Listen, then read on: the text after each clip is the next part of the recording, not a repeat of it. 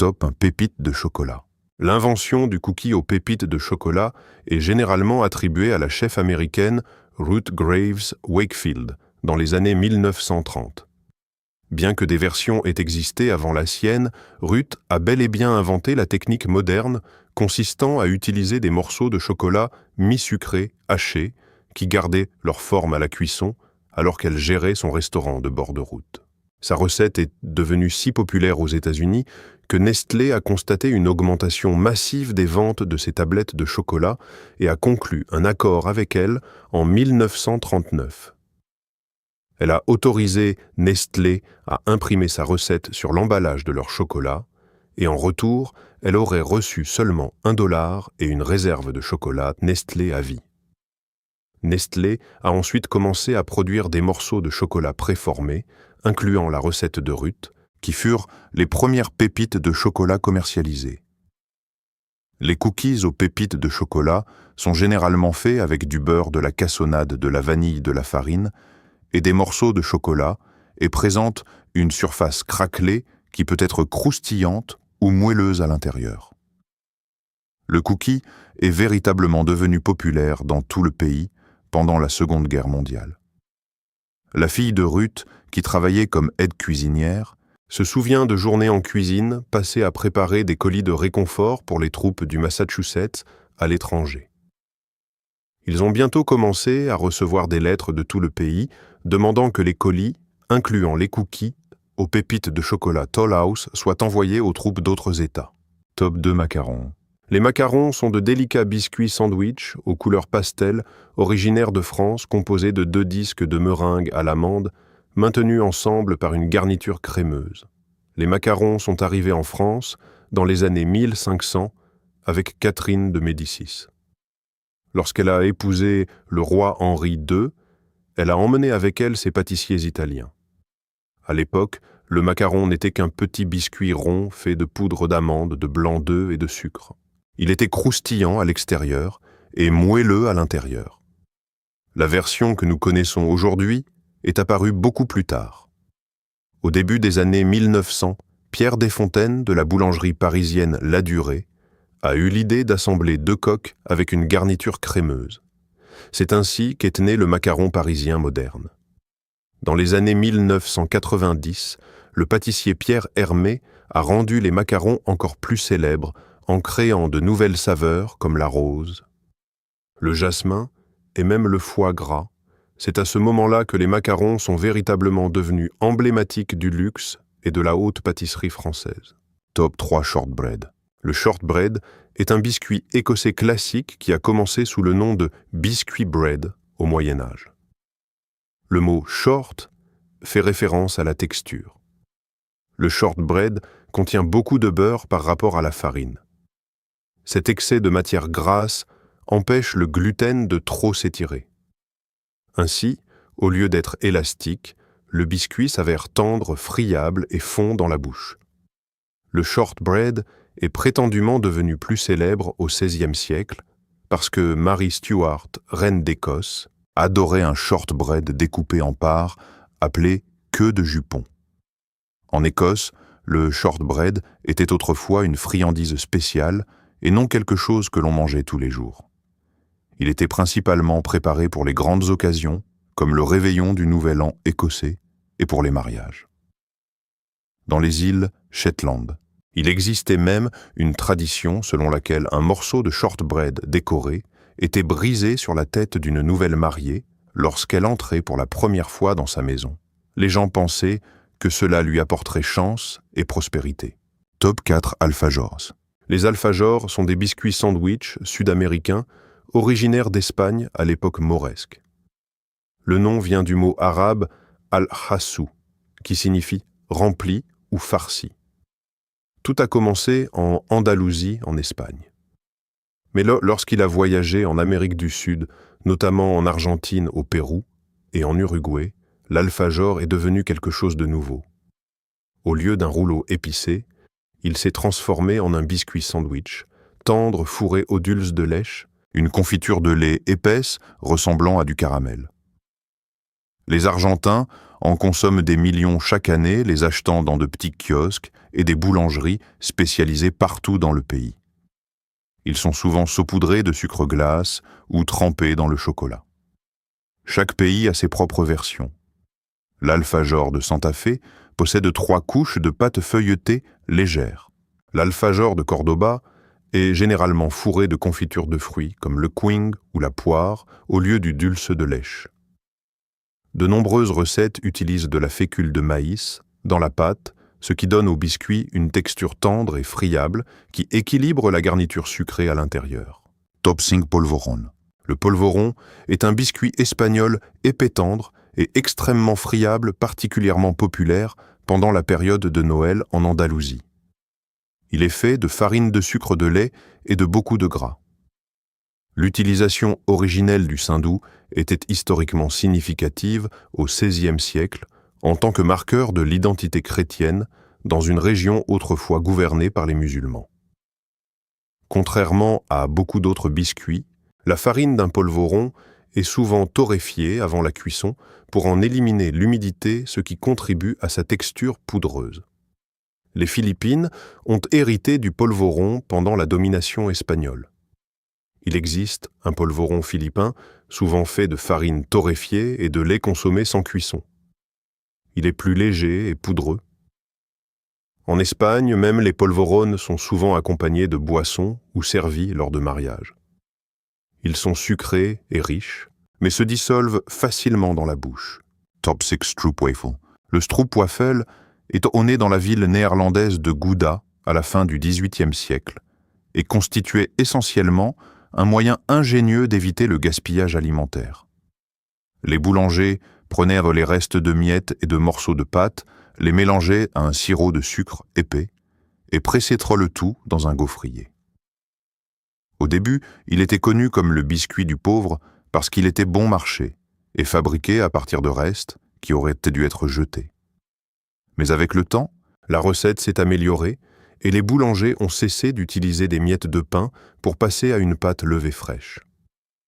La garniture a également changé, passant d'une mélasse sombre à un caramel épicé et sucré. Les stroopwafels sont destinés à être placés au-dessus d'une tasse de café ou de thé chaude comme un couvercle.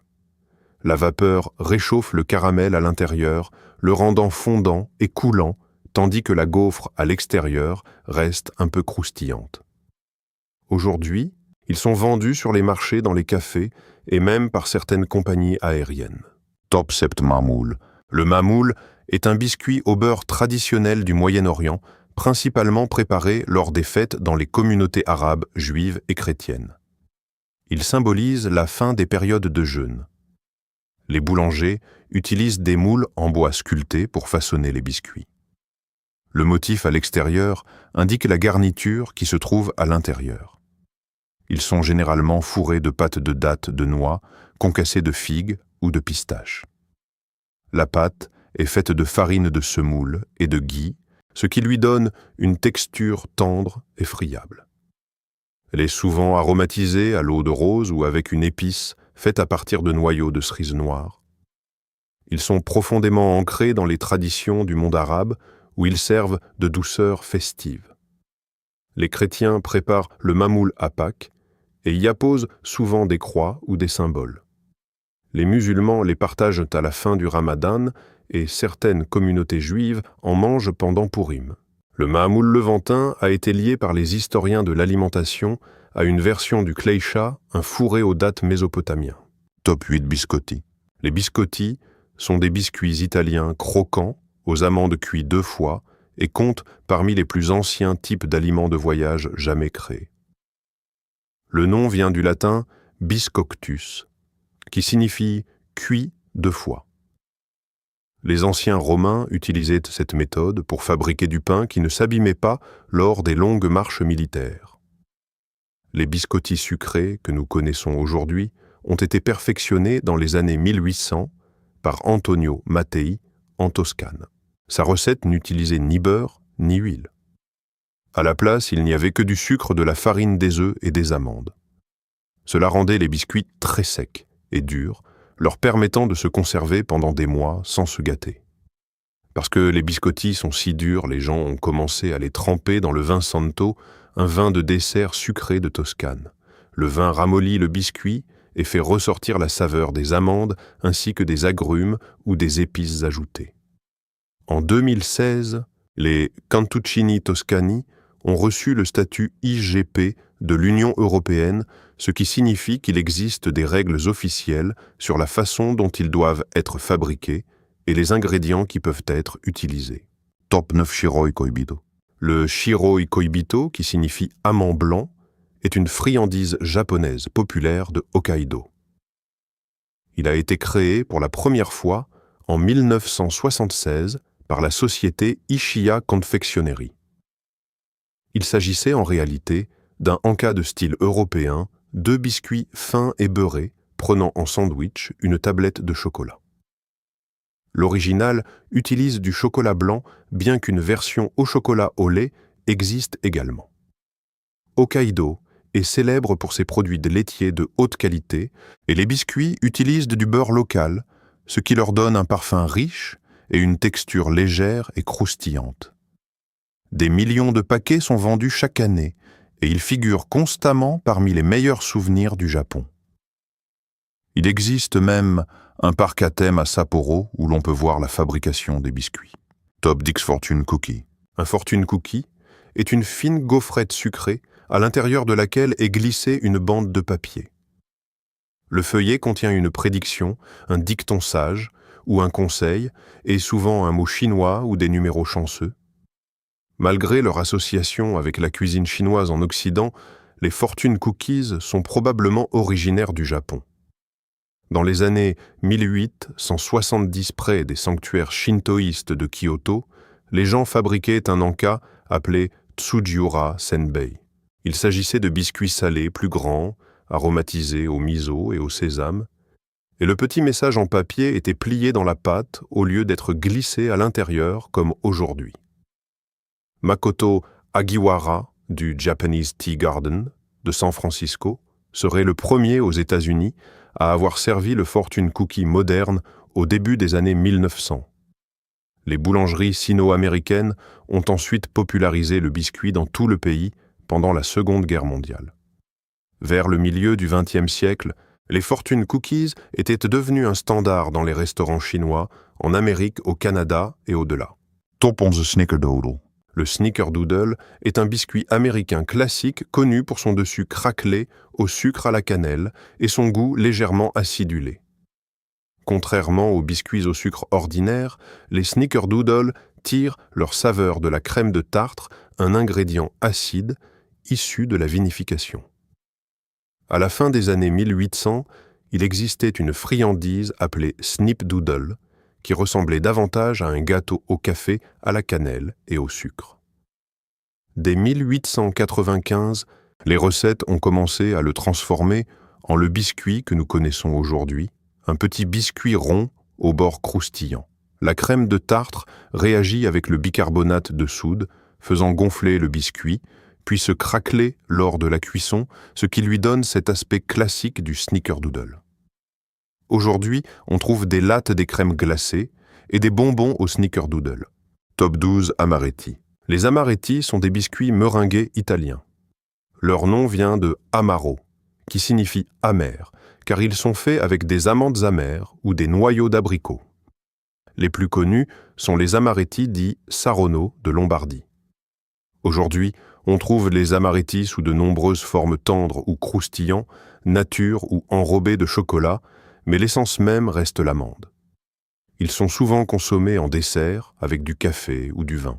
La liqueur italienne Amaretto a d'ailleurs été inspirée par la saveur de ces biscuits qui sont parfois écrasés et utilisés dans des gâteaux des glaces ou des pâtisseries. Ils sont très populaires en Italie, particulièrement à Saronno, mais on en trouve dans le monde entier. Top 13 Yakgwa. Les Yakgwa sont des biscuits coréens frits préparés avec du miel. Leur nom signifie littéralement « douceur médicinale ». Le Yakgwa remonte à la période de Silla unifiée où il faisait partie des cérémonies bouddhistes. Sous la dynastie Goryeo, il était extrêmement populaire et souvent servi lors des mariages et des banquets royaux. comme il utilise des ingrédients coûteux tels que le blé, le miel et l'huile de sésame, c'était principalement une friandise pour les riches. Ces biscuits sont frits, puis trempés dans un sirop de miel et de gingembre pendant quelques jours pour obtenir une texture dense et moelleuse. À l'origine, ils avaient la forme d'oiseaux et d'animaux. Plus tard, sous la dynastie Joseon, ils ont pris des formes simples de fleurs, en particulier le lotus symbole d'harmonie et de pureté. Certaines boulangeries les cuisent désormais au four au lieu de les frire et les saupoudrent souvent de graines de sésame. Top 14 en Katai. Au XVIe siècle, des marchands d'épices néerlandais ont installé une boulangerie à Surat pour fabriquer du pain pour leur propre communauté. Lorsque les Néerlandais sont partis, la boulangerie a été vendue à un employé parsi nommé Dotivala. Le pain de Dotivala contenait des œufs et du toddy, ce que la plupart des hindous locaux n'aimaient pas. Le pain ne se vendait pas et devenait dur et sec. Dotivala a remarqué que des habitants pauvres achetaient pour le pain sec à bas prix et le trempèrent dans le thé. Voyant cela, il a décidé de fabriquer délibérément de petits biscuits secs. Nan Katai vient du persan Naan, signifie pain, et Katei peut signifier biscuit ou peut-être 6 en référence aux 6 ingrédients d'origine farine, œufs, sucre, beurre, amandes et toddy qui servaient d'édulcorant naturel et rendaient le pain plus tendre. Le nan katai, moderne, est généralement sans bord, tendre mais friable et souvent fait avec de la farine de graham et de la semoule pour un goût de noisette. Il est aromatisé à la cardamome et parfois au safran, ce qui le rend doux et parfumé. Top Quinze Lebkuchen. Le Lebkuchen, en particulier celui de Nuremberg, est un pain d'épices allemand dont l'histoire remonte aux moines du XIVe siècle. Ces gâteaux au miel étaient initialement produits dans les monastères parce que les moines avaient un accès facile aux épices et au miel nécessaires à la recette. Nuremberg est devenu le centre de production du Lebkuchen car elle se trouvait à l'intersection d'anciennes routes commerciales d'épices, ce qui permettait aux boulangers d'obtenir facilement des ingrédients exotiques comme la cannelle, les clous de girofle et la cardamome.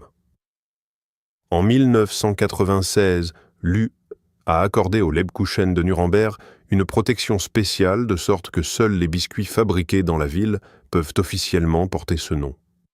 Le goût du Lebkuchen peut varier d'épicé à sucré et se décline en diverses formes, la ronde étant la plus courante.